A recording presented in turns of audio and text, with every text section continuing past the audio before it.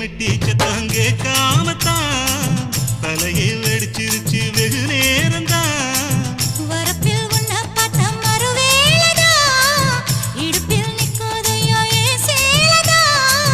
காலையிலும் காட்சி உண்டு சாத்தி கடி கதவத்தான் கட்டிலுக்கு கால் வலிச்ச கட்டாந்தர படுக்கதா.